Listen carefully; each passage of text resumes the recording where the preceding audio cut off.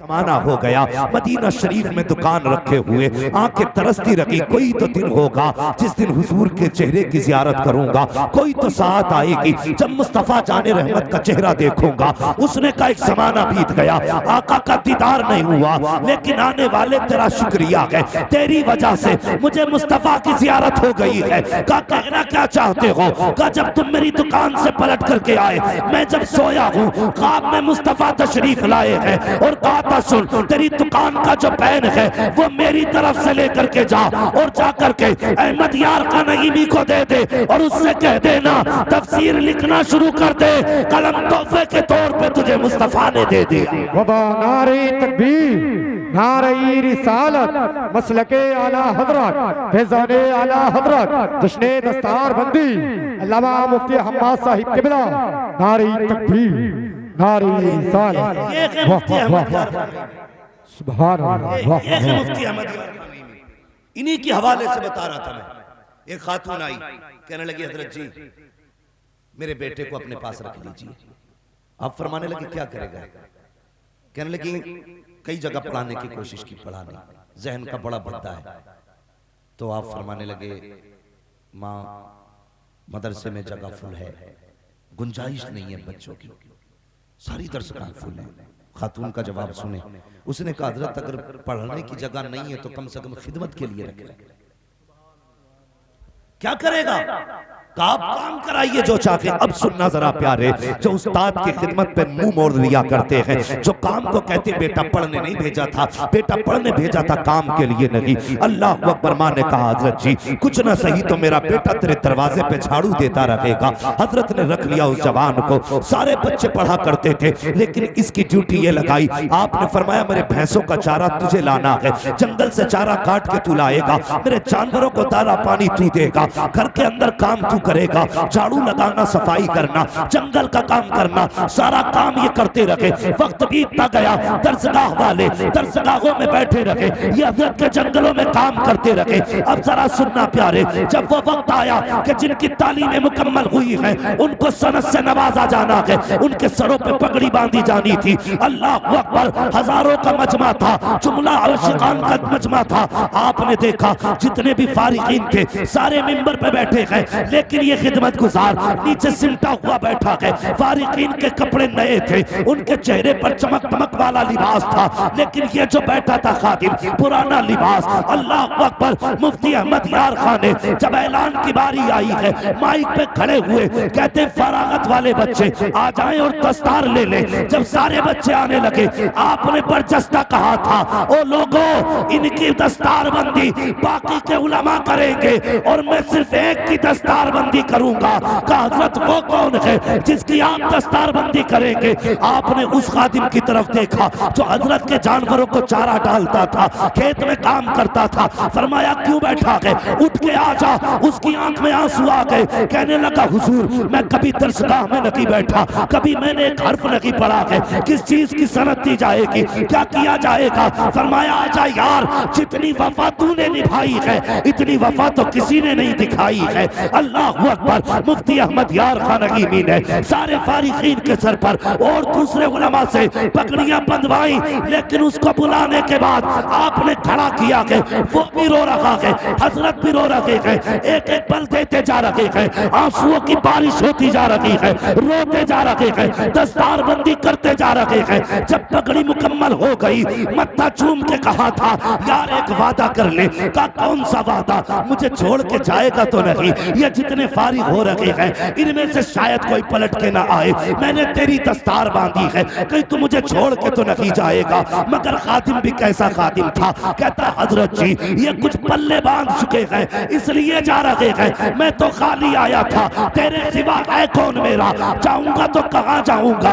आपने रो के कहा था यार मैं बूढ़ा हो गया हूँ, चाबियों का तुझे पता है, रजिस्टर तू जानता है, कागजात कहाँ रहते हैं ये भी तुझे पता है, अगर तू चला चला जाएगा, मेरा काम कौन देखेगा। यार चीख मारी, कदमों से लिपट गया, कहने लगा हुजूर जब तक जिंदा रहूंगा आपकी कदमों में रहूंगा। अब जरा सुनना प्यारे, एक तो वो लोग थे जिन्होंने दरसगाह में बैठ करके इल्म सीखा था, एक ये था जिसने जानवर को चारा दिया था। क्या बना, क्यों पगड़ी बांधी।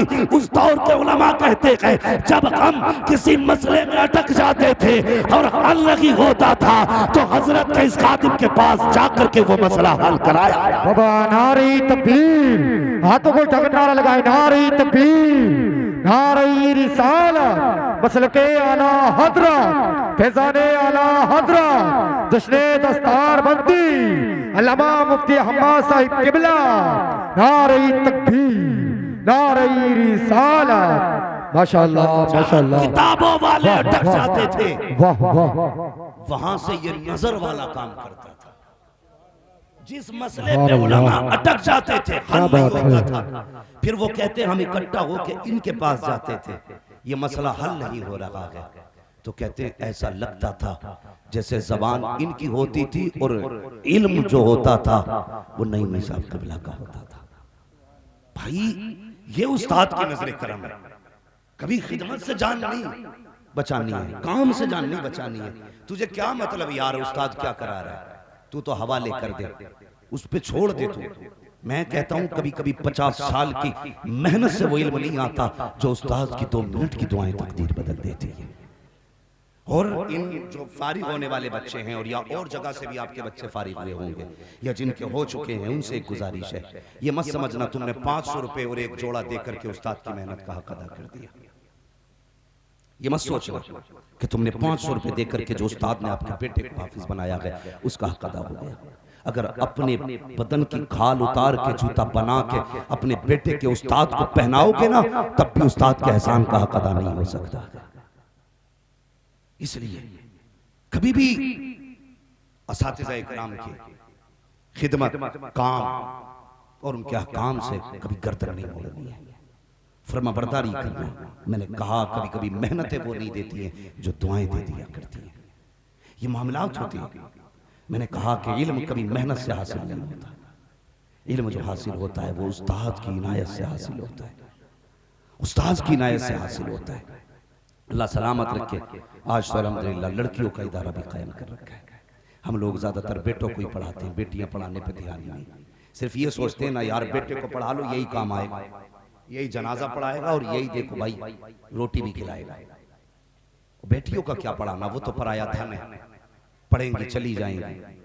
सुन ये बात जरूरी कि बेटियां पराए घर जाती हैं, याद रखना। जो तुम पढ़ाते हो ना उन्हें, जो तुम पढ़ाते हो इसका मतलब ये नहीं कि तुम उनसे सिला लो, अपनी मेहनत का सिला अपने रब से लेना है, अपनी रब से रहमत का मेहनत का सिला लेना है। बेटियों को पढ़ाइए आप, ये सोच के मत छोड़िए कि पराया धन है, क्या फायदा करेगी, पढ़ जाएगी, पढ़ाने की उम्र होगी चली जाएगी, हमें क्या मिला। बेटे पढ़ाएंगे तनख्वाह भी मिलेगी, पैसा भी मिलेगा। नहीं, बेटे अगर दुनिया का सहारा होती तो बेटियां आखिरत का सहारा होती है। इसलिए मेरी गुजारिश है बेटियों को भी पढ़ाओ, तालीम आम करो। आज जो दुनिया रो रही है ना, हालात खराब हैं, हालात खराब हैं, याद रखिए ये उस वक्त तक खराब रहेंगे जब तक बेटियां दुरुस्त नहीं होंगी, जब तक बेटियां दुरुस्त नहीं होंगी। मौलवी पर्दे की बात करे तो कहते हैं इसकी तो पुरानी सोच है। पर्दा तो दिल का होता है, हमने देखा उनकी सबसे पहले भागी जिनके घर में दिल का पर्दा था। ना करो ऐसा, दीन दो, शरीयत सिखाओ बेटियों को। हम समझाएं कि पर्दा करिए तो अपनी बीवी को जाके डांट रहा है सबसे पहले, तो ये पता पर्दा करिए, मौलवी आया था पर्दा करिए, बीवी पे पहाड़ ढा देगा, बेटी से कुछ नहीं कहेगा। जब तक बेटियों को ये तालीम नहीं दी जाएगी उस वक्त तक किसी घर के हालात बेहतर नहीं होंगे। सिर्फ बेटियों को संवारना शुरू कर दो, बहुएं खुद ब खुद बेहतर हो जाएंगी। इसलिए कि पहले ये बेटी होती है फिर बहू बनती है, पहले बेटी होती है फिर किसी के घर की इज्जत बनती है। अगर मैं अपनी बेटी को सही तालीम दूंगा तो फिर किसी को परेशान होने की जरूरत नहीं है। जहां मेरी बेटी जाएगी वो घर खुद ब खुद जन्नत बन जाएगा। इसलिए बेटियों को दीन सिखाओ। लेकिन हमारी कौम में मुसीबत आई हुई है, इतना बड़ा मुंह फैला के कह रहा 10 लाख दूंगा। और लड़कियों के रिश्ते जब होते हैं पूछा क्या पढ़ा लड़की ने, तो एक सीधा दीनदार आदमी कहता मैंने बेटी को कुरान पढ़ाया है। वो फख्र से कहता कुरान पढ़ाया मैंने बेटी को। तो गधा क्या कहता बस कुरान पढ़ी है, क्यों बीए भी होता।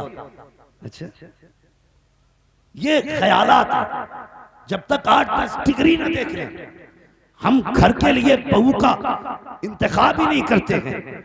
भाई सबसे बड़ी डिग्री जिसके पास कुरान की डिग्री है उसके पास सबसे बड़ी डिग्री। तो ये मत दे दिया क्या है, क्या लाया क्या, ये देख दीनदारी है क्या। जिसने दीनदारी देखी अल्लाह उसके घर को दुनिया में जन्नत बना देता, घर में दुनिया में जन्नत बन जाएगी उसकी। लेकिन हम भूखे, नंबर 1 पैसे के, नंबर 2 शोहरत के। ऐसी जगह ससुराल बनानी है ना। हाँ मैं जो बिगाड़ हो वो ससुराल बना ली कि तोप घराने में ससुराल बनानी है ताकि धूम मचे करे फला का दामाद आ रहा।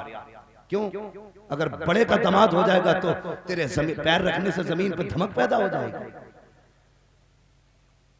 हाँ, और फिर जो ससुराल वालों ने लट फेरा तो ना दीन कराया ना दुनिया।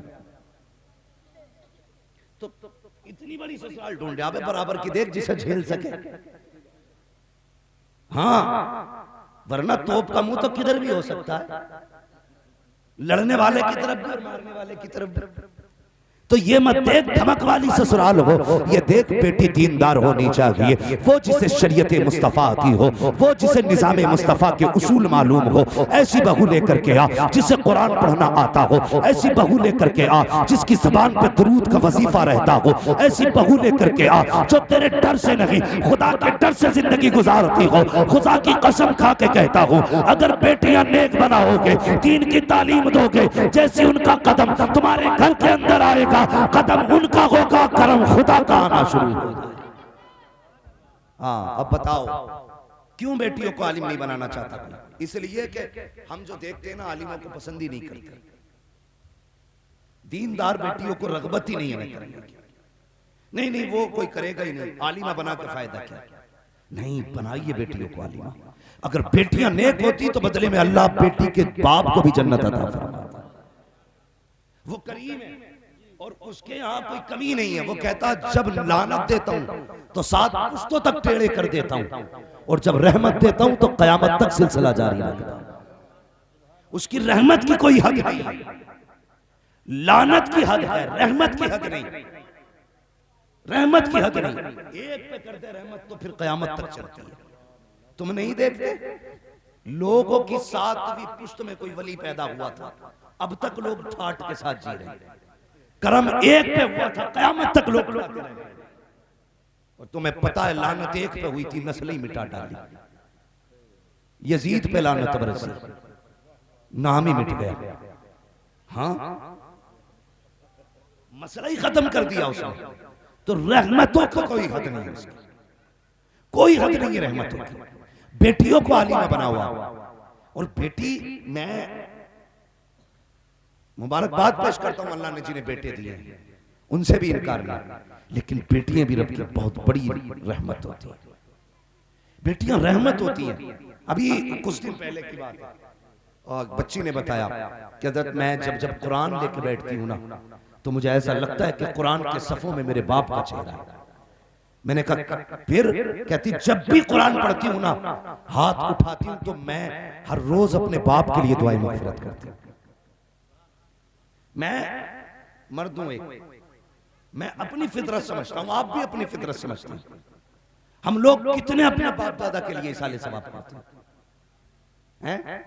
कितना करते हैं हम लोग? बहुत कम।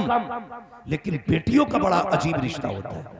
जब जब कुरान खोलती हैं तब तब अपने बाप के लिए दुआ करती हैं। इसलिए बेटियों को जरूर पढ़ाना। बेटों को पढ़ाओ मर्जी है, लेकिन बेटियों को जरूर पढ़ाना, ताकि कल तेरी कब्र पे कोई फाता पढ़ने वाला ना होना तो हाथ उठा के दुआ करने वाली तेरी बेटी मौजूद होनी चाहिए। दीन सिखाओ बेटियों को। और बेटियों का रिश्ता ही अजीब होता है, बहुत बड़ा रिश्ता बेटी का होता है। अल्लाह सलामत रखे जिनकी बेटियां हैं, अल्लाह उनके नसीब अच्छे करे। लेकिन बेटियों वालों से गुजारिश है, बेटियों से रिश्ते तोड़ना मत, इनसे ताल्लुकात खत्म मत करना। ये जो आपने हदीस सुनी है ना बार बार, जिसे खुदा ने 3 बेटियां दी, उसने परवरिश की इज्जत से रुखसत कर दिया, वो जन्नती है। ये फजीलत सिर्फ बेटी वाले के लिए नहीं, भाई भी सुने, ये फजीलत बहनों के भाइयों के लिए भी फजीलत है। अगर आपके जिम्मे बहनों की जिम्मेदारी आती है तो आप ये ना समझें कि ये फजीलत सिर्फ आपके लिए थी। आप उनकी खिदमत करेंगे, अल्लाह आपको भी वही अजर अता फरमाएगा। इसलिए रिश्तों की कदर करें, रिश्तों की कदर करें। मेरे हुजूर की बेटी, आप पूरी तारीख पढ़ डालिए, बड़े बड़े दुश्मनों में हजरत अबू सुफियान का नाम आता है, जो बहुत बहुत बड़े दुश्मन हुजूर के हुए, उनमें एक नाम हजरत अबू सुफियान का भी आता है। लेकिन ये भी सुने आप, बड़े बड़े जो हुजूर के दुश्मन थे उनमें से सिर्फ हजरत अबू सुफियान को ईमान की दौलत मिली, बाकी नहीं मिली किसी को भी। अबू जहल, उतबा, शैबा, ये बड़े बड़े जो थे किसी को नहीं मिली, सिर्फ अबू सुफियान ही को ईमान की दौलत मिली। क्यों मिली? इसके बारे में मुफस्सिरीन ने बड़ी प्यारी बात कही है, गौर से सुनना, ईमान ताजा होगा। फरमाते हैं सिर्फ अबू सुफियान को इस ईमान की दौलत मिलने की वजह यह थी कि एक दिन हुजूर की शहजादी लाडली हजरत फातिमा ज़हरा किसी गली से गुजर के आ रही थी। रास्ते में अबू जहल खड़ा था, उसने न देखा हजरत फातिमा को और देख के ना बड़बड़ाने लगा। वो चाहता था चिढ़ाना हजरत फातिमा को, और ये गरज थी उसकी। एक बार तो अगर कोई बाप की बुराई कर रहा हो ना तो बेटा इधर सुन के इधर निकाल के चला जाता है, लेकिन बेटियां कभी भी ऐसा नहीं करती। और तो और उसके लिए सबसे बड़ी दौलत शोहर है उसका, वो उससे गोली चला ले। बाप के लिए अपने शोहर से औरत लड़ जाया करती है, शोहर से। बाप इतनी बड़ी चीज है बेटी के लिए। हजरत फातिमा जब गुजर के आई, अबू जहल ने कुछ कहा, आप कहने लगी क्या कहा तूने? उसने कहा कि तेरा बाप झूठा है। इतना सुनना था, सैयदा के चेहरे पे जलाल आया, गुस्से में फरमाने लगी, जालिम बस कर, मेरा बाप सच्चा है, खुदा ने मेरे बाप को सच्चा बनाया, तू झूठा है। जैसे इतना कहा, अबू जहल ने हजरत फातिमा के तमाचा मारा। जब तमाचा मारा, रोती हुई घर तशरीफ लाई है। जैसी घर आई है, मेरे नबी ने बेटी को रोते हुए देखा, जमीन पे बैठे खुद भी रोती है, सीने से लगाया, फरमाया फातिमा क्या हुआ? पूरी बात बताई, हुजूर को जलाल आया। फरमाया जाओ अबू सुफियान को जाकर के बता दो, अबू सुफियान को जाकर के खबर कर दो, उनसे जाके कहो कि जाके अभी बात करें, वरना आज तक मैंने किसी के लिए बद्दुआ नहीं की है। आज अगर वो नहीं माना तो मैं बद्दुआ कर डालूंगा। अल्लाह अकबर। अबू सुफियान तक हजरत फातिमा गई है, आपने उठाया, सीने से लगाया। अभी अबू सुफियान भी ईमान नहीं लाए हैं, लेकर के अबू जहल के दरवाजे पे आए। आने के बाद दरवाजा खटखटाया, अबू जहल बाहर निकला, देखा अबू सुफियान खड़े हैं, फिर देखा फातिमा गोद में है, गर्दन झुक गई। अबू सुफियान ने कहा कैसे, बता तो सही इस बच्ची से क्या दुश्मनी है? हमारी दुश्मनी माशअल्लाह मोहम्मद से है, बच्चियों से तो हम भी बदला नहीं लेते हैं, तेरी हिम्मत कैसे हो गई? तूने इस बच्ची पे हाथ उठाया, जैसे ये उनकी बेटी है वैसे हमारी बेटी भी है। ये कह के आपने हजरत फातिमा ज़हरा से कहा, बेटी जो तमाचा तेरे मारा था वो भी तमाचा तू मार के अपना बदला ले ले। हजरत फातिमा ज़हरा ने कहा था, चचा बस कीजिए, हमारे बाप ने हमें माफ करना सिखाया है, बदला लेना नहीं सिखाया है। इतना कहना था तो गुस्सा आया अबू सुफियान को, कहते हया कर, ये बेटी होकर के माफी की बात कर रही है, तूने बच्ची को तमाचा लगाया। आपने कहा सुन, ये फातिमा माफ कर सकती है, अबू सुफियान माफ नहीं करेगा। बेटी पे हाथ उठाने के बदले में तुझे कीमत चुकानी पड़ेगी। आपने हाथ पकड़ा, अपने हाथ से हजरत फातिमा के हाथ से अबू जहल के चेहरे पे तमाचा लगाया। अब सैयदा फातिमा आ रही है तो रोती हुई नहीं, हंसती हुई आ रही है। पहले रोती हुई आई थी तब भी मुस्तफा रो दिए थे, इसलिए कि बाप है। जब हंसती हुई आई है फिर भी मुस्तफा रो दिए हैं, इसलिए कि बाप का रिश्ता बेटी से ऐसा ही होता है। वो बेटी को बहुत खुश देखे तब भी रो देता है, गम में देखे तब भी रो देता है। मुस्तफा रो दिए, बेटी को सीने से लगाया, ए मेरी फातिमा, जी बाबा बता तो सही क्या हुआ? पूरी बात बता डाली। अब्बा जान मैंने तो माफ कर दिया था, लेकिन चचा अबू सुफियान ने माफ नहीं किया, मेरा हाथ पकड़ के अबू जहल के मुंह पे तमाचे लगाए हैं। इतना सुना नबुव्वत के लबों पे मुस्कुराहट आ गई और फिर नबुव्वत वाली झोली फैल जाती है। मेरे आका ने हाथ उठा दिए, ए मेरे अल्लाह, अबू सुफियान ने मेरी फातिमा को मुस्कुराने का मौका दिया है। आज मैं दुआ करता हूँ अबू सुफियान को उस वक्त तक मौत मत देना जब तक उसे मोहम्मद के दामन में जगह ना मिले। क्या बात है। नारे तकबीर, नारे रिसालत, मसलके आला हज़रत, उलमा अहले सुन्नत, चश्मे दस्तार बंदी हज़रत अल्लामा मुफ्ती हम्माद शाही किबला। ये बेटी होती है, ये बेटी होती है। अगर कई बार ऐसा होता, भोपुर में तो इस चीज को समझाने की जरूरत ही नहीं है, झगड़ा जब होता है ना तो कई बार लोग सर बचा के भागते हैं। हाँ, अगर सगे बाप से भी लठिया चल रही होगी, बेटा कहेगा पहले रुमाल बांध लूं। इसके बरक्स अगर बेटी खड़ी हो, बाप की तरफ कोई कितना भी घातक हथियार लेके आए, वो कभी अपनी जान की परवाह नहीं करती, वो अपनी जिंदगी बाप पे वार देती है। क्यों तुमने लावारिस समझ लिया बेटी को? ये कसूर है इनका कि ये बेटी है। यार जब तक घर रही, घर वालों ने कहा पराया धन है, ससुराल चली गई, ससुराल वालों ने कहा पराए घर से आई है। खुद फैसला करो तुमने बेटी को कौन सा घर दिया। वो अपने घर रह के अपने घर की ना हो सकी, ससुराल वालों ने भी पराया कहा। बताओ उसका अपना घर कौन सा होगा? कौन सा होगा उसका अपना घर? खुदा के वास्ते इंसाफ करो बेटियों के साथ। तुम 10 लाख बेटों पे लगा सकते हो पढ़ाई के लिए, 10,000 बेटी पे नहीं लगा सकते। ये सोच करके कि बेटे की डिग्रियां काम आएंगी। पाल बेटी को, दीन दे बेटी को, मर के देख, अगर दरवाजे पे आके खड़ी ना हो जाए तो दोज़ख की तो बात कर। क्या बात है। ये बेटी होती है। हमने बेटियों के साथ इंसाफ नहीं किया। बहुत पढ़ाया तो नाजरा, और लोग कहते मेरी बेटी मिलाद पढ़ी हुई है। हद हो गई भाई, मिलाद हो गई, मिलाद पढ़ी हुई है। नहीं, बच्चियों को कुरान ऐसा पढ़ाओ जैसा पढ़ाने का हुक्म है। हाँ, तजवीद की रोशनी में बच्चों को पढ़ाया जाए, वरना हमारी कई मेहनतें हमारे लिए जहमत न बन जाए। यूं तो हर घर में कुरान पढ़ाया जाता है, कोई भी कहीं 10 बच्चे लेके बैठ जाता है बच्चों की जिंदगी बर्बाद करने के लिए। 5 बच्चे लिए बैठ गए, ए बेले फेले में सेरे फेले, ये धड़ाधड़ चल रही है। 50 साल से यही सुनते चले आ रहे हैं, अभी तक ए बेले ही खत्म नहीं हो रहे। हाँ, ए बेले पे अटका पड़ा भी। भाई दुनिया चांद पे पहुंच गई, अभी तू ए बेले ही कर रहा। हाँ, बच्चियों को ऐसे कुरान पढ़ाओ जैसे पढ़ने का हक है। तजवीद की रोशनी में कुरान पढ़ाओ, ताकि तेरी बेटी तेरे मरने के बाद कुरान लेके बैठे, इधर ये पढ़ना शुरू करे, उधर तेरी कब्र पे खुदा की रहमतें उतरना शुरू हो जाए। हाँ, बेटों पे भरोसा ना, मर के देख, कब्र में पहुंचने से पहले ही लाने पड़ जाते हैं दुकान कौन से भैया की है।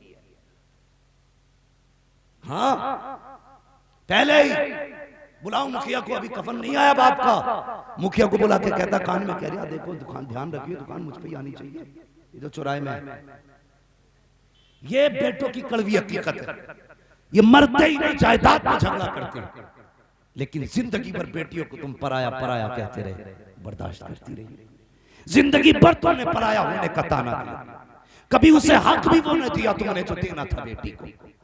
जानते हो, मेरे हुजूर की चौखट पे बारगाह में एक सहाबी बैठे, अचानक उनका बेटा दौड़ता हुआ आया, गोद में बैठ गया। हुजूर देख रहे, उन्होंने प्यार किया, चूमा, सीने से लगाया, गोद में बैठा के रखा। थोड़ी देर गुजरी कि बेटी आ गई।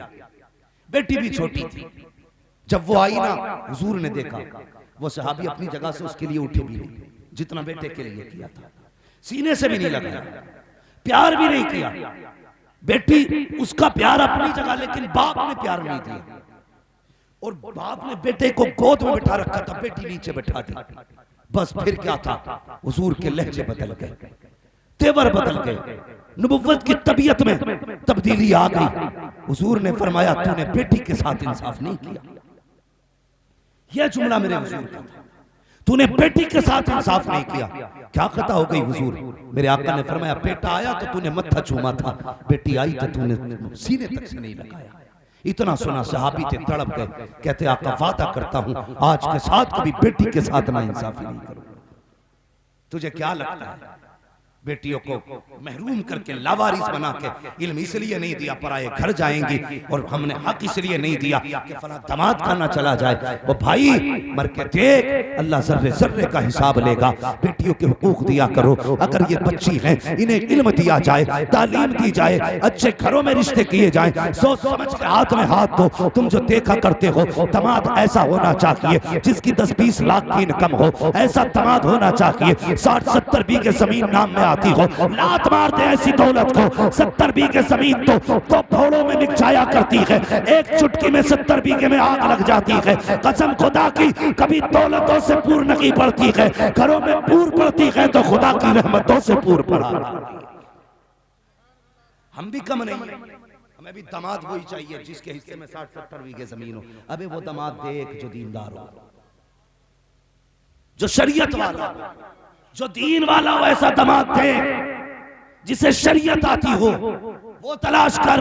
खुदा की कसम बेटियां कितनी नाजुम और कितनी नर्म होती हैं। सोच तो सही, तुमने बच्चियों को बचपन से कहा पराई है, पराए घर जाना है। जब भी कोई गिलास टूटा माँ ने कहा पराए घर जाएगी तो क्या करेगी? अगर झाड़ू नहीं लगी तो माँ कहती है पराए घर जाएगी कैसे जिंदगी गुजारेगी? काम में कोई गड़बड़ी हो गई, माँ ने कहा पराए घर तुझे जाना है। बचपन से सुनती चली आई कि इस घर में मेरा कुछ नहीं है, इस घर में मेरा कुछ नहीं है। जवानी की दहलीज पे कदम रख दिया, जब रिश्ते की बारी आ गई, बाप आपके कहता है मैं आज जबान दे के आ गया हूँ। बीवी पूछती है किसे दी है? कब फला साहब के बेटे के लिए। वो कह बैठे मैंने कह दिया जाओ बेटी दे दी। तो वो पूछती बता तो सही दामाद कैसा है? कभी नहीं पूछा बेटी ने, जिससे रिश्ता करके आया है बता तो सही वो कैसा है, दीनदार है कि नहीं, कहीं वो शराबी तो नहीं है, जुआरी तो नहीं है, कबाबी तो नहीं है। कभी बेटियां ये सवाल नहीं करती है तुम जिस खूंटे से बेटियों को बांध देते हो पूरी जिंदगी उसी चौखट पे गुजार देती है। और यार सितम भी ससुराल में होता है तो कभी बाप को बताती नहीं है। 1000 सितम सहने के बाद भी बेटियां बात करती है, माँ पूछती है क्या हाल है, कहती रब का शुक्र है बेटी खाना खा लिया। हाँ माँ बहुत पेट भर गया है, लेकिन ये नहीं बताती है आज 3 दिन हो गए हैं मुझे रोटी का एक लुकमा नसीब नहीं हुआ है, आज 4 दिन हो गए हैं मुझे इज्जत से बिस्तर पर नींद नहीं दी गई है। अल्लाह अकबर, तजर्बा ना किया हो तो कर लेना। जब कभी बेटियां ससुराल से अपने मैके आया करती हैं, तुमने शराबी के हाथ में हाथ दिया, तुमने जुआरी के हाथ में हाथ दिया। जब यही बेटी घर आती है तो मुस्कुराती हुई आती है, जितने कम होते हैं बाप की चौखट से पीछे छोड़ देती है और ये सोचती है अगर मेरे ससुर की मार दी हुई जगह को मेरे बाप ने देख लिया, गर्दन पे काले निशान देख लिए, हाथ पे मार के निशान देख लिए, तो मेरा बाप जिंदगी भर चैन से सो नहीं पाएगा।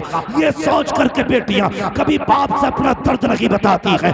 इसलिए खुदा के वास्ते पापा तुमसे भी गुजारिश है, अगर बेटियां दिया करो तो देखभाल के बेटियां दिया करो। ये सिर्फ पीछा नहीं छुटाना है, उनकी जिंदगी का फैसला है। ऐसे घर में बेटे दो जो खुदा से भी डरता हो, मुस्तफा से भी डरता हो। और यार जो खुदा का हक अदा कर सकता है वो तेरी बेटी का भी हक अदा कर सकता। क्या बात है, नारे तकबीर, नारे रिसालत, मसलके आला हज़रत, चश्मे दस्तार बंदी हजरत अल्लामा मुफ्ती हम्माद साहिब किबला। भाई सोच समझ के रिश्ते किया करो बेटियों के, बहुत गौर के साथ। किसी की जिंदगी का सवाल होता है, किसी की जिंदगी का सवाल होता है। पूछना कभी बेटी से तूने अपने बाप से ये क्यों नहीं कहा कि मेरा रिश्ता यहाँ क्यों कर दिया? वो कहेगी जिंदगी तो मैं दुख में भी काट लूंगी, मेरा बाप का सर शर्म से झुक जाए एक मिनट के लिए भी ये बेटी को गवारा नहीं होता, ये बेटी को गवारा नहीं होता।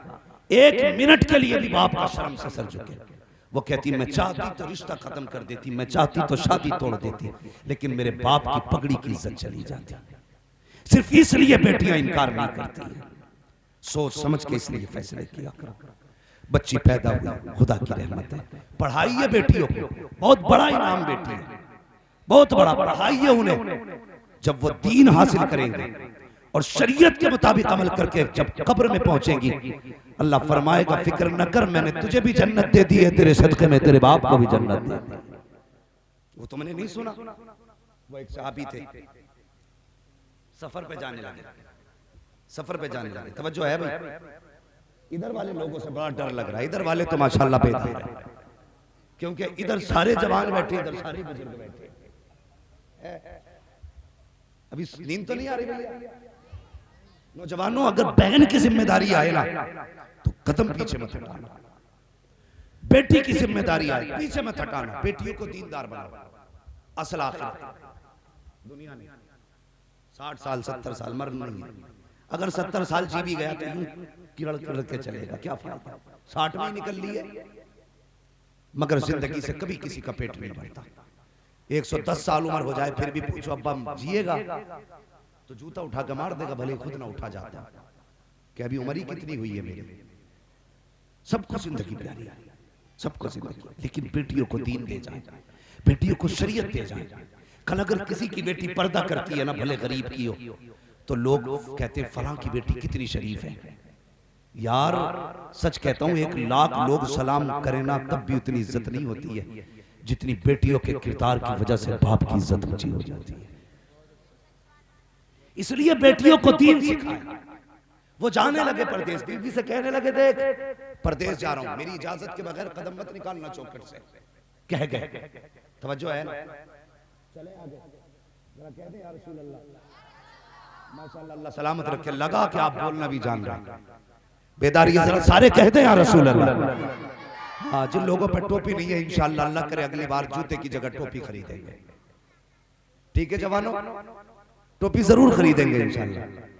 हाँ, वरना कारी साहब इनके अहमद रजा भाई की ड्यूटी लगाना, इनकी तरफ से टोपी फ्री रखी जाएंगे। टोपी फ्री होनी चाहिए कि जलसे में जो भी आए नंगे सर नहीं आना चाहिए। हाँ, ये बरकत का मामला है भाई। बस मैं अगर इधर बात करने लगूं बात लंबी होगी। मैं बता रहा हूं बेटियों की तालीम और तरबियत। वो जाने लगे, कहने लगे चौखट से मेरी मर्जी के बगैर कदम मत निकालना। चले गए। एक दिन अचानक दरवाजा बजा, आवाज आई, कौन? का भाई। क्यों आया? का अब्बा की तबीयत खराब है, जिंदगी के आखिरी दिन लग रहे हैं, बुलाया है। अल्लाह अकबर। बीवी भी कैसी होनी चाहिए, ये नहीं मियाँ घर में बीवी को डर नहीं, मियाँ चला कमाने बीवी चली लुटाने। हाँ, बड़ी मेहनत से 500 रुपए कमा के लाता सुबह से शाम तक। इसने डाला पर्स, कभी इस मजार पे कभी उस मजार पे, 250 इस बाबा को दिए, 250 उस बाबा को दिए, बस मौज आ गई। हाँ कारी साहब, हाँ 250 इस बाबा के, 250 इस बाबा के। उसने कही थी 3 है, उसने कही थी 6 तुझ पे, 9 हो गए। अब वो उतारे में पूरी आग लगेगी उसकी कमाई में जो पसीना बहा के ला रहा है। हाँ, गुलटिया भरी दूध की चल दी है, डोरी ली चल दी है, कहा जा रहा है? अब बीवी नहीं मान रही, बड़ा डर है बीवी का, बड़ा मसला है। हाँ, कोई ऐसा नहीं है जो बीवी से न डरता। क्या खाता भी दिखा। हाँ भाई, मेरे समीप सारे ही डरते हैं भाई, मैं अपने आप को नहीं कह रहा। तो मेरे भाई बस इतनी सुने, कम से कम उतनी चलाए जितनी चलनी चाहिए। ये नहीं उसने कहा कि फला मजार पे जाना, फला पीरू पे, फला मजार पे, फला गज वाले पे, फला 56 गज वाले पे जाके ये दूध चढ़ना ना, ये इन चीजों में ना आना। तो बीवी थी, बीवी ने इतना कहा ना शौहर ने कि मेरी मर्जी के बगैर कदम मत निकालना। सुने बाप, सुने बेटी क्या होता है। भाई आ गया, कहा बाप की तबीयत खराब है, चल। उसने कहा माजरत कर देना मेरी तरफ से मेरे बाप से, कहना मेरे शौहर ने इजाजत नहीं दी कदम निकालने की, इसलिए मैं नहीं आ सकती। भाई रोता हुआ चला गया। 2 दिन बाद फिर आया, फिर दरवाजा बजा। अब क्या हुआ कि बाप का बस आखिरी सांसें हैं। उन्होंने कहा एक बार और चला जा, जाके कह देना बेटी अगर जिंदगी में देखना चाहती है एक बार आके बाप के सराहने बैठ जा। अल्लाह अकबर। हर बेटी को बाप प्यारा होता है, लेकिन देखो तो सही ये कैसी बेटी है, इसे बाप से ज्यादा मुस्तफा की शरीयत प्यारी है, निजाम मुस्तफा प्यारा है। अल्लाह अकबर। सुनना प्यारे, जैसी आया आने के बाद बेटे ने कहा था बैगन मैं तुझे बुलाने आया हूँ, बाप की आखिरी सांसें हैं, ये भी हो सकता है कि कहीं जिंदगी का सूरज डूब जाए और तू बाप से कभी बात न कर सके। उसने रोके कहा मेरे भाई जा मेरे बाप से कह देना माजरत चाहती हूँ, जब तक शौहर नहीं आ जाता मैं घर से कदम नहीं निकाल सकती हूँ। अल्लाह अकबर। बाप वापस पलटा। भाई बाप का दरवाजा चेहरे की तरफ था, खाली आते देखा बेटे को, कल लेके नहीं आया, कहा उसने आने से इनकार कर दिया। आखिरी हिचकी ली, बाप का इंतकाल हो गया। अल्लाह अकबर। फिर क्या था, लोगों में बातें होने लगी, क्या किया जाए, बेटी तो नहीं आई है, जाओ दफना दो। लेकिन कुछ अक्लमंद थे, होशियार थे, उन्होंने कहा बेटी ना आ सकी तो क्या हुआ, कम से कम उसके दरवाजे पे बाप का जनाजा तो जा सकता है। जनाजा तैयार हुआ, बाप को कफन में तैयार किया गया और जनाजा लेकर के जब बेटी के दरवाजे पे गए, आवाज दी बहन अब तो आ जा। बाप खुद चल के आ गया है, बाहर निकल के आ जा। उसने कहा माजरत के साथ मैं दरवाजे से बाहर नहीं आ सकती हूँ, अगर चेहरा दिखाना है तो बाप का जनाजा अंदर लेके आ जाओ। जब जनाजा अंदर गया है, जानते को बेटी कैसी थी, उसने पहले बाप के चेहरे को कफन से खोला, मत्था चूमा, रो के कहने लगी बाबा मैं तेरी बेटी हूँ। और उसके बाद बैठी है कदमों में, जनाजे की तरफ बैठी, पैरों में बैठ के कहती है ए मेरे परवरदिगार, तू जानता है ये जो जनाजे में लेटा है ये दूर का रिश्तेदार नहीं है, दूर का खानदानी नहीं है, ये दूर का रिश्तेदार नहीं है, बल्कि जो जनाजे में लेटा है ये मेरा बाप है, इसके जरिए मैं दुनिया में आई हूँ। ए मेरे मालिक, ये मुझे बुलाता रहा लेकिन मैं नहीं गई। तू जानता है मैंने बाप के फरमान से ज्यादा तेरे महबूब के फरमान की फिक्र की है। ए मेरे परवरदिगार, इसके बदले में कुछ और नहीं चाहती हूँ। ए अल्लाह, अगर मेरे इस अमल से राजी है तो मेरे बाप के सारे गुनाहों को माफ फरमा। क्या सुभान अल्लाह, नारे तकबीर। बस कर नारा, बस कर। उसने कहा बस मेरे बाप को बख्श देना। अगले दिन किसी ने ख्वाब में देखा, बातें हो रही थी कि वो जन्नत की बहारों में टहल रहा है, जन्नत की बहारों में। कहा कौन सी नेकी काम आ गई? उसने कहा और तो पता नहीं, बस इतना पता है जब मैं पहुंचा हिसाब की बारी आई, रब ने फरमाया जा मैंने तुझे तेरी बेटी के सदके में बख्श डाला है। बेटियां नेक हो तो बाप बख्शे जाते हैं, इसलिए मेरी गुजारिश है बेटियों को दीनदार बनाए, दमाद दीनदार ढूंढे, उलमा से ताल्लुकात जोड़े। इनके रिश्ते भी बड़ी बरकत वाले हैं, इनके ताल्लुकात भी बड़ी बरकत वाले हैं। हाँ, जिस महफिल में आप बैठे हो ना, मैं नहीं जानता कौन सी नेकी की है जो हुजूर ने बैठा रखा है, वरना तुमसे बड़े बड़े पैसे वाले भोपाल में खटियों पे सो रहे होंगे। हाँ, जाके देख लो ना, तुमसे बड़े पैसे वाले, तुमसे ज्यादा पावर वाले पड़े होंगे खाट पे। कोई तो नेकी की है जो हुजूर ने इतनी रात को अपनी महफिल में बुला रखा है। कोई नेकी जरूर की है, वरना बहुत थे बुलाने के लिए, हमें और तुम्हें क्यों बुलाया। और ये भी 100% पक्का है, जो इस महफिल में आता है बख्श दिया जाता है। इस महफिल में जो आ गया बख्श दिया जाता है। वजह यह है, रब कहता महबूब अमल तो ऐसे नहीं जो बख्शे जाएं, मैं तो तेरा चेहरा देख के इनको माफ कर देता हूं। तेरी सूरत, वो कहते हैं यार कि मुझे इसका चेहरा मार देता।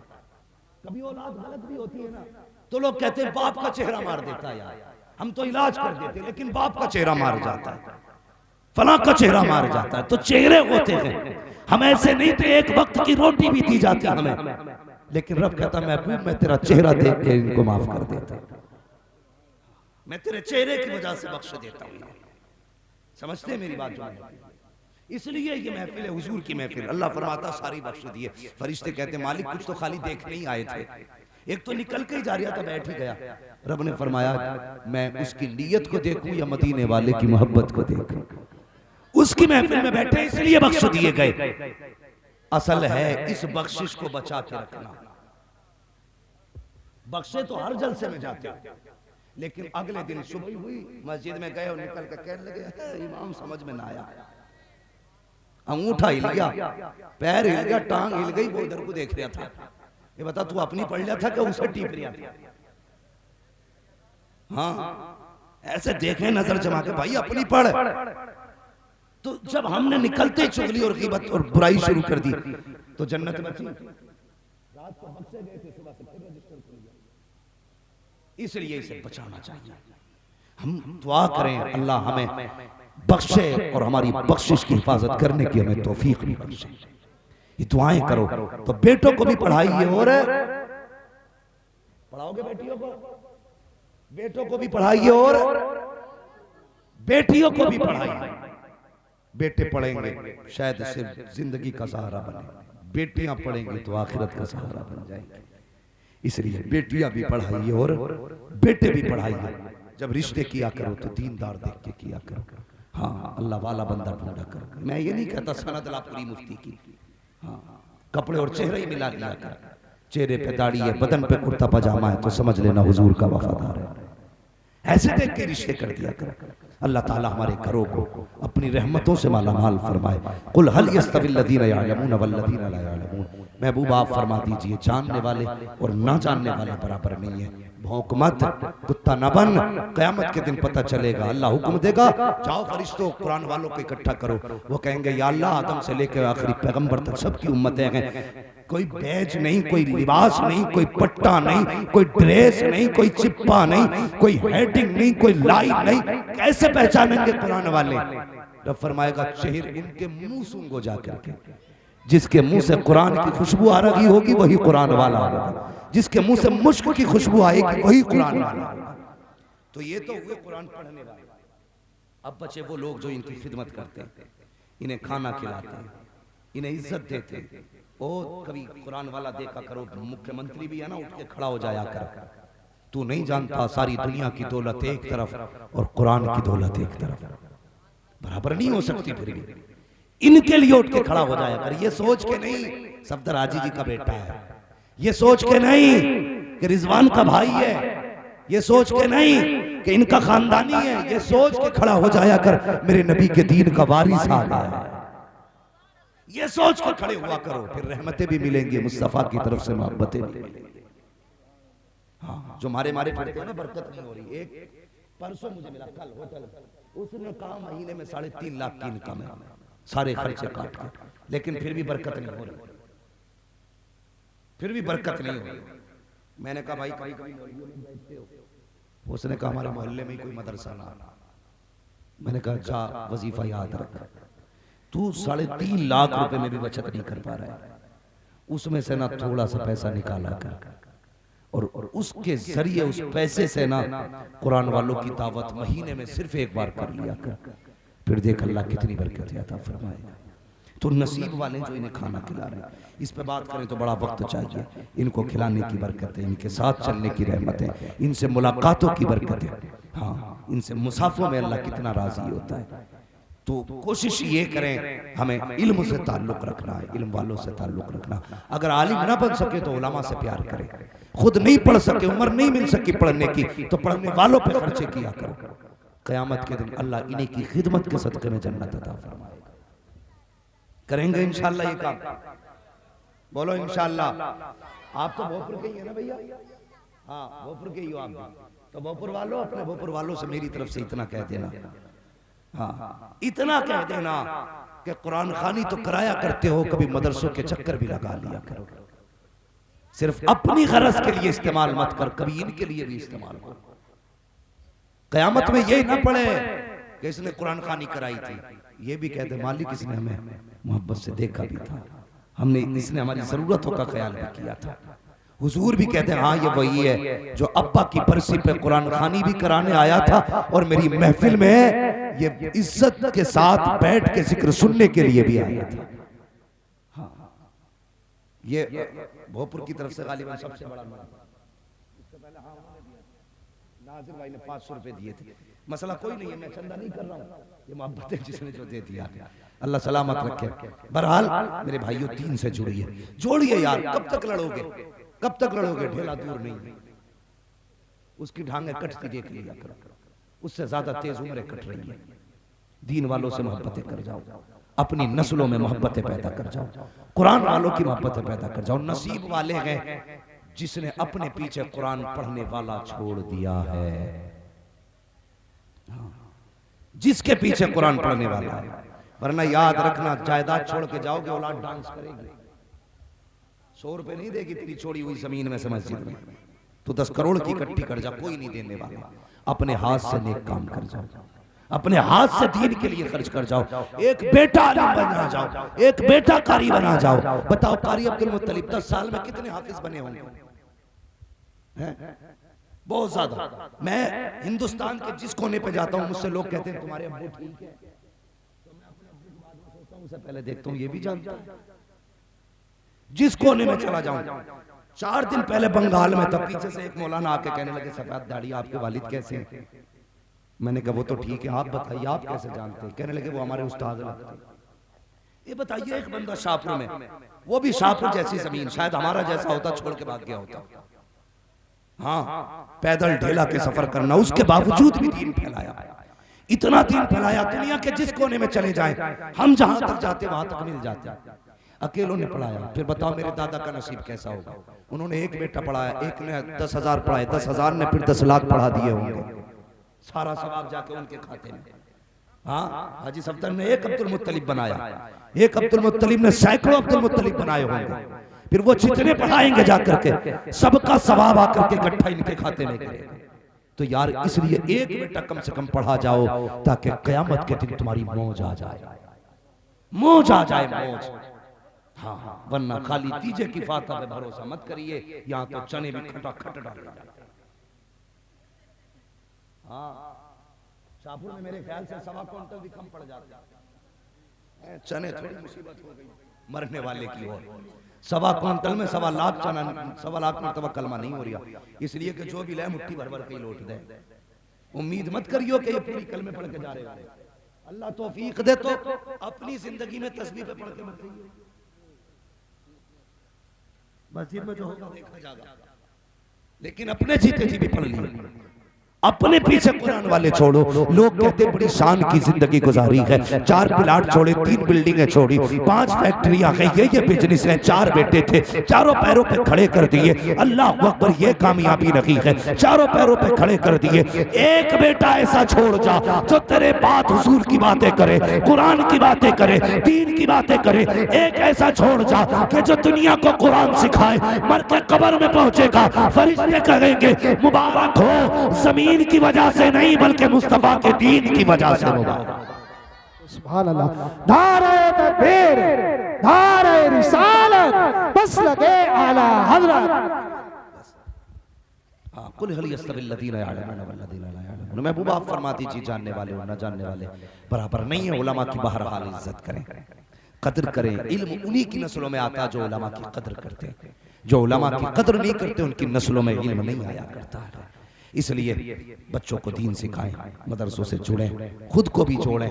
कोशिश करें कि अपने पीछे कुरान का पौधा लगा जाए। करेंगे इंशाअल्लाह।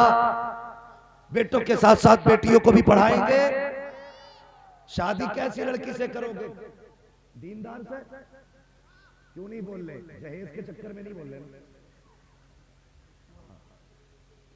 बुलेट मिले या स्कॉर्पियो भी गए, बेटे बड़े अच्छे अच्छों की बिकती देखी है हमने। गुजारे उन्हीं के होते हैं जिन्हें रब देता है।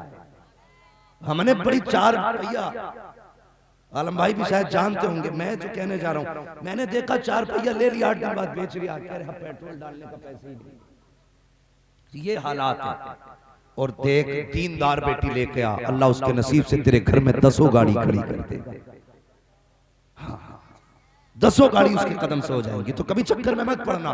LLB चाहिए, MBBS चाहिए, ये कोशिश करना दीन वाली बेटी चाहिए ताकि नस्लें भी अच्छी हो, माहौल भी अच्छा हो। अल्लाह ताला हम सबके हाल पर, घरों पर अपने रहमो करम की बारिश फरमाए। कारी साहब के इदारे को दिन दुनी रात चौगनी तरक्की अता फरमाए। मौला करीम मेरे वालिद गिरामी को शिफाए कामिला सेहत आजिला अता फरमाए और मेरे वालिद गिरामी का साया हमारे सरों पर तातीर कायम व दायम फरमाए। बच्चों हुए गलतियों को माफ फरमाए। रब्बे कायनात जिंदगी ने दिया साथ, फिरों की मुलाकात चमन रहा, फूल खिलेंगे, जिंदगी रही फिर मिलेंगे। मुसाफिर हैं हम भी, मुसाफिर हो तुम भी, किसी मोड़ पर फिर मुलाकात होगी। सारे लोग कलमा शरीफ पढ़ लीजिए, ला इलाहा इल्लल्लाह मुहम्मद रसूलुल्लाह। अस्सलामु अलैकुम।